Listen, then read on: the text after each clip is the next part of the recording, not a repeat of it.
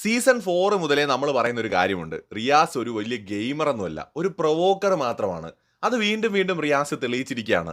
എന്ന് മാത്രമല്ല ഈ സീസണിൽ ടോപ്പ് 5 എത്താനോ ചിലപ്പോൾ വിജയിക്കാൻ പോലും സാധ്യതയുണ്ടായിരുന്ന കണ്ടസ്റ്റന്റുകളുടെ ഗെയിമിനെ തന്നെ അലങ്കോലമാക്കി കൊള്ളാമാക്കി കൊടുത്തിട്ടാണ് റിയാസ് പോയത്.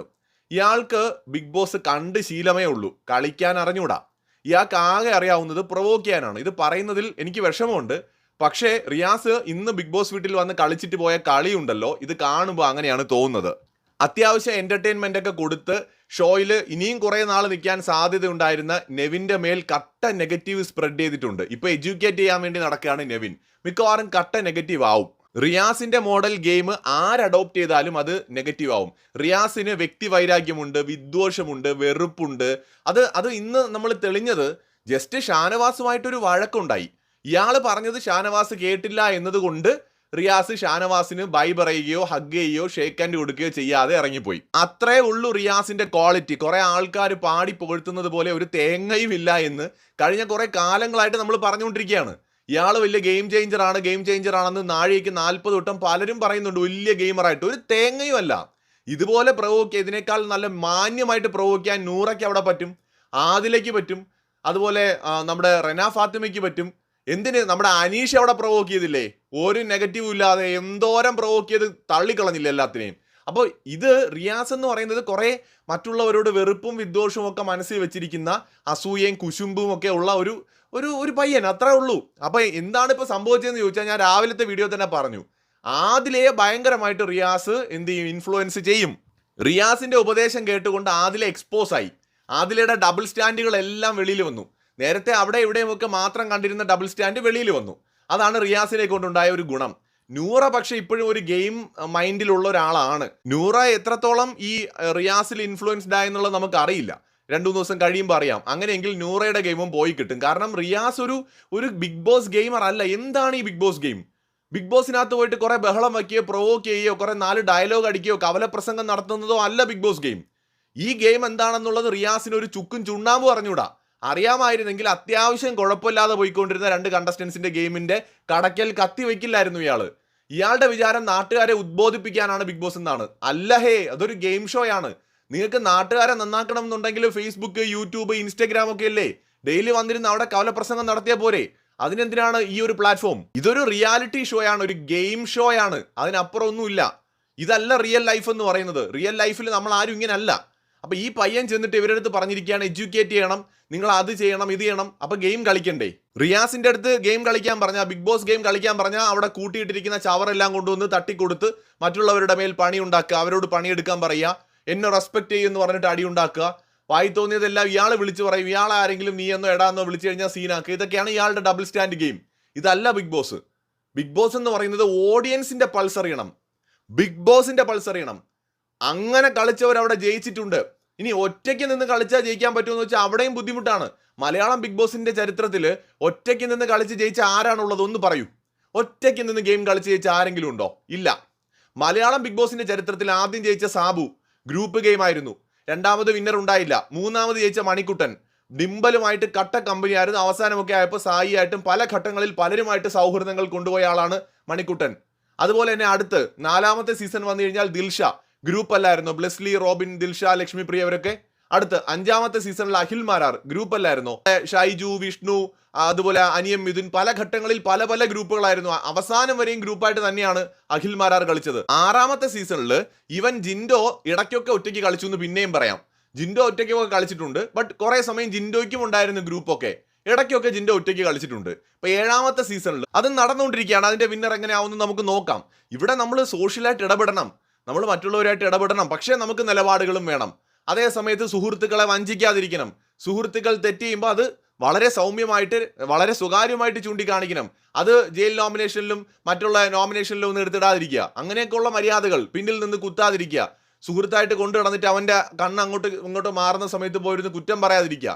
അങ്ങനെയൊക്കെയുള്ള ബേസിക് ആയിട്ടുള്ള കാര്യങ്ങൾ ശ്രദ്ധിച്ചാൽ ഗ്രൂപ്പായിട്ടും കളിക്കാം. ഇനി ഒറ്റയ്ക്ക് കളിക്കുന്ന മോശമാണെന്നല്ല, സൗഹൃദങ്ങൾ ഉണ്ടാക്കണം. അതൊക്കെയാണ് ബിഗ് ബോസ്. ഇവിടെ ആദിലയും നൂറയും എന്ന് പറയുന്ന കണ്ടസ്റ്റൻസ് അവരുടെ ഗെയിമിനെ അടിമുടി തകർത്തിട്ടാണ് ഈ റിയാസ് ഇറങ്ങി പോയിരിക്കുന്നത്. അതിൽ നിന്ന് ഓവർകം ചെയ്യാൻ കുറച്ചെങ്കിലും സാധ്യത ഞാൻ കാണുന്നത് നൂറ മാത്രമാണ്. ഒരുപക്ഷെ ആദിൽ ഔട്ടായി പോയി കഴിഞ്ഞാൽ ചിലപ്പോൾ നൂറ വീണ്ടും തിരിച്ചു വന്നേക്കാം. ഒറ്റ ദിവസം കൊണ്ടാണ് റിയാസ് ഈ പിള്ളേർ ഇത്രയും നാൾ ഉണ്ടാക്കിയെടുത്ത ഗെയിമിനെ കളഞ്ഞു പിടിച്ചത്. റിയാസ് പോയിട്ട് അവർക്ക് പറഞ്ഞു കൊടുത്ത ഉപദേശങ്ങളെല്ലാം റിയാസിന്റെ കാഴ്ചപ്പാടുകളാണ്, അതല്ല Bigg Boss game. Bigg Boss ഗെയിമിനകത്ത് വിജയിക്കുന്നവരാണ് അവസാനമായി മികച്ച മത്സരാർത്ഥി, അല്ലെങ്കിൽ ഓഡിയൻസിന്റെ ഏറ്റവും കൂടുതൽ ഇഷ്ടം നേടുന്നവരാണ് മികച്ച മത്സരാർത്ഥി. റിയൽ ലൈഫിൽ അവരെന്തോ ആയിക്കോട്ടെ, റിയൽ ലൈഫും ബിഗ് ബോസും കൂടെ കൂട്ടിക്കുഴയ്ക്കേണ്ട ഒരു കാര്യവുമില്ല. അങ്ങനെയാണ് റിയാസ് എല്ലായ്പ്പോഴും ചെയ്യുന്നത്. എന്നിട്ട് അയാൾ റിയൽ ലൈഫിൽ മറ്റുള്ളവരുടെ ഫുഡിൽ ഉപ്പും പഞ്ചസാരയും കൊണ്ടിടുന്ന, വേസ്റ്റ് വലിച്ചു വാരിടുന്ന ഒരാളാണോ യഥാർത്ഥത്തിൽ റിയാസ്? ഏതെങ്കിലും ഹോട്ടലിൽ പോയിട്ട് ഇയാൾ ഇന്നലെ ഇന്നും കാണിച്ച പോക്കൃത്തരങ്ങൾ കാണിക്കാൻ പറ്റുമോ? അവർ പിടിച്ചൊട്ടിക്കില്ലേ അവിടെ? അപ്പോൾ റിയൽ ലൈഫും ബിഗ് ബോസും രണ്ടും രണ്ട് തന്നെയാണ്. പക്ഷെ റിയാസ് അത് തുറന്ന് സമ്മതിക്കില്ല. അയാൾ ഞാൻ റിയൽ ലൈഫിൽ എങ്ങനെയാണോ അങ്ങനെയാണെന്നൊക്കെ പറഞ്ഞ് അങ്ങ് തള്ളും. ഇത് കേട്ടും കൊണ്ട് ആദിലെ നൂറ ഇനിയിപ്പോൾ എന്ത് ചെയ്യാൻ പോവാണ്? ഗെയിം കളിക്കാൻ പോവാണ്, തേഞ്ഞൊട്ടാൻ പോവാണ്. ഇത്രയും ദിവസം ഉണ്ടാക്കിയെടുത്ത സകലതും ഇനി താഴോട്ട് പോകും. അതിൽ നിന്ന് കുറച്ചെങ്കിലും ചിലപ്പോൾ റിക്കവർ ചെയ്ത് പോകാൻ സാധ്യത നൂറ മാത്രമേ കാണുന്നുള്ളൂ. ഇനിയൊക്കെ ഉള്ള ദിവസങ്ങളിൽ കണ്ടറിയാം. ഇപ്പോൾ റിയാസ് വന്ന എന്തിനാണെന്നറിയാമോ? അവരുടെ കമ്മ്യൂണിറ്റിയെ ഒന്നിപ്പിക്കാൻ വേണ്ടി. ഏത് നമ്മുടെ നെവിനെയും ആദിലെയും നൂറയും ഒക്കെ ഒന്നിപ്പിക്കാൻ വേണ്ടി, അവർ തമ്മിലുള്ള ശത്രുത തീർക്കാൻ വേണ്ടിയിട്ട്. എന്നിട്ട് ഷാനവാസിനെയും അനുമോളെയും ആദിലെയും നൂറയൊക്കെ തമ്മിൽ തല്ലിക്കാൻ വേണ്ടിയിട്ടാണ് വണ്ടിക്കൂലിയും കൊടുത്ത് കയറി പോയത്. ആലോചിച്ച് നോക്കണം, നല്ലപോലെ കളിച്ചുകൊണ്ടിരിക്കുന്ന പിള്ളേരുടെ ഗെയിമിനെ എങ്ങനെയാണ് ഇല്ലാതാക്കിയിരിക്കുന്നതെന്ന്. അപ്പോൾ ഇവിടെ റിയാസിനെ പോലുള്ളവർ അവരുടെ കമ്മ്യൂണിറ്റിക്ക് വേണ്ടി മാത്രം സംസാരിക്കാൻ തുടങ്ങിക്കഴിഞ്ഞാൽ ബാക്കിയുള്ള മനുഷ്യന്മാർ നമ്മുടെ കമ്മ്യൂണിറ്റിയെക്കുറിച്ച് നമ്മൾ സംസാരിക്കൂലേ? ഞാൻ ആണുങ്ങളുടെ കമ്മ്യൂണിറ്റിയെക്കുറിച്ച് മാത്രം സംസാരിക്കുകയും ആണുങ്ങളെ മാത്രം സപ്പോർട്ട് ചെയ്യുകയും ചെയ്താൽ എങ്ങനെ ഇരിക്കും? അതുപോലെ സ്ത്രീകളായിട്ടുള്ള ആൾക്കാർ അവരെ മാത്രം സപ്പോർട്ട് ചെയ്താൽ എങ്ങനെ ഇരിക്കും? ഇവർക്ക് വേണ്ടി ആരെങ്കിലും ശബ്ദിക്കുമോ? നമ്മളൊക്കെ ഇവരുടെ കമ്മ്യൂണിറ്റി പെട്ടിട്ടാണോ ഇവരെയൊക്കെ സപ്പോർട്ട് ചെയ്യുന്നത്? ആദിലെ നൂറയും നമ്മുടെ കമ്മ്യൂണിറ്റി ആയിട്ടാണോ സപ്പോർട്ട് ചെയ്യുന്നത്? നെവിനെയും അല്ലെങ്കിൽ ഈ പറയുന്ന നമ്മുടെ കഴിഞ്ഞ സീസൺ 5ാമത്തെ സീസണിൽ വന്ന കണ്ടസ്റ്റന്റിനെയും ഒക്കെ നമ്മൾ സപ്പോർട്ട് ചെയ്തത് അവരുടെ കമ്മ്യൂണിറ്റി പെട്ടിട്ടല്ല, മാനുഷിക മൂല്യം കൊണ്ടും അവരുടെ ഗെയിം കണ്ടിട്ടുമാണ്. നമ്മളാരും കമ്മ്യൂണിറ്റി നോക്കിയല്ല ആൾക്കാരെ സ്നേഹിക്കുന്നതും തിരഞ്ഞെടുക്കുന്നതും സപ്പോർട്ട് ചെയ്യുന്നതും ഒക്കെ വ്യക്തികളുടെ നിലവാരം നോക്കിയിട്ടാണ്. ബിഗ് ബോസിന്റെ കേസിലാണെങ്കിൽ അവരുടെ ഗെയിമിനെ നോക്കിയിട്ടാണ്. അല്ലാതെ അവർ ഏത് കമ്മ്യൂണിറ്റി പെട്ടതാണെന്നൊന്നും നമ്മൾ നോക്കാറില്ല. മനുഷ്യനെയാണ് നമ്മൾ കാണുന്നത്. ആണോ പെണ്ണോ എന്തോ ആയിക്കോട്ടെ, ഏത് ജെൻഡർ ആയിക്കോട്ടെ, മനുഷ്യൻ എന്നുള്ള കാഴ്ചപ്പാടിലൂടെയാണ് നമ്മൾ നോക്കുന്നത്. എന്നാൽ റിയാസിനെ പോലുള്ള ചിലരുടെ പരിപാടി എന്താണെന്നറിയോ? അവരുടെ കമ്മ്യൂണിറ്റി, അവരുടെ ആള്. ഈവൻ അത് ആദിലേക്കും വരെ ഉണ്ടത്. ആദിലെ നൂറയൊക്കെ റിയാസിനെ കണ്ടപ്പോൾ എന്ത് സന്തോഷമായിരുന്നു, ഞങ്ങളുടെ ആള് വന്നേന്ന്. ആ രീതിയിൽ ഇത് തന്നെയാണ് നെവിനും.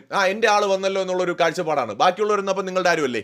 അപ്പോൾ ഈ ഒരു കാഴ്ചപ്പാടിൽ നിന്ന് LGBT കമ്മ്യൂണിറ്റിയെ പ്രതിനിധീകരിച്ചുകൊണ്ട് വരുന്നവർ മാറണം.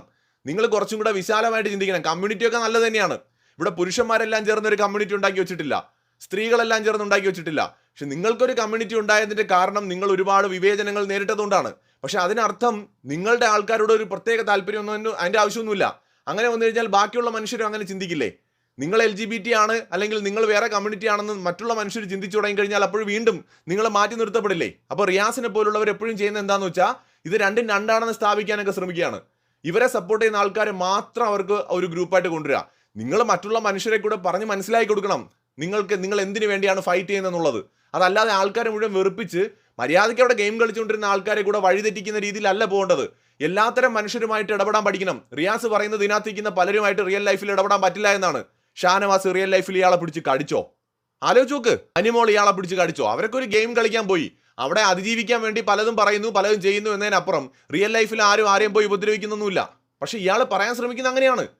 അപ്പോൾ ഇയാൾ എന്നിട്ട് പറയുന്നത് ഇയാളുടെ കമ്മ്യൂണിറ്റിയുമായി ബന്ധമുള്ള അല്ലെങ്കിൽ ഇയാളുടെ പരിചയക്കാർ മാത്രമാണ് നല്ലവര്, ബാക്കി എല്ലാവരും മോശമാണെന്നാണ്. മനസ്സിലായോ? അങ്ങനെയാണ് ഇയാൾ സമൂഹത്തിൽ വേർതിരിവുണ്ടാക്കാൻ ശ്രമിക്കുന്നത്. ഇതിനെയൊക്കെയാണ് പലരും വലിയ ഗെയിം എന്നും പറഞ്ഞ് പൊക്കി പിടിച്ചുകൊണ്ട് നടക്കുന്നത്. ഇത് ഗെയിമും കോപ്പമൊന്നും അല്ല, ഇത് അറിവില്ലായ്മയാണ്. ഈ ഒരു ഗെയിം ഷോയെ കുറിച്ച് ഒരു ചുക്കും അറിയാത്തൊരു പയ്യനാണ് ഈ റിയാസ്. ഒരു ചുക്കും അറിഞ്ഞൂടാ. അങ്ങനെയാണെങ്കിൽ ഇയാൾ ജയിക്കുമായിരുന്നു അവിടെ. മനസ്സിലായോ? ബിഗ് ബോസിന്റെ സഹായം കൊണ്ട് മാത്രമാണ് അയാൾ അവിടെ നിന്നുപോയത് അവസാനം വരെയും. ബിഗ് ബോസ് ഇങ്ങനെ തള്ളി അവിടെ എവിടെയും തട്ടാതെ രക്ഷിച്ചു കൊണ്ടുപോയതാ. ഇല്ലായിരുന്നെങ്കിൽ റോബിൻ പോയ അടുത്ത ആഴ്ച വീട്ടിൽ ഇരുന്നേനെ.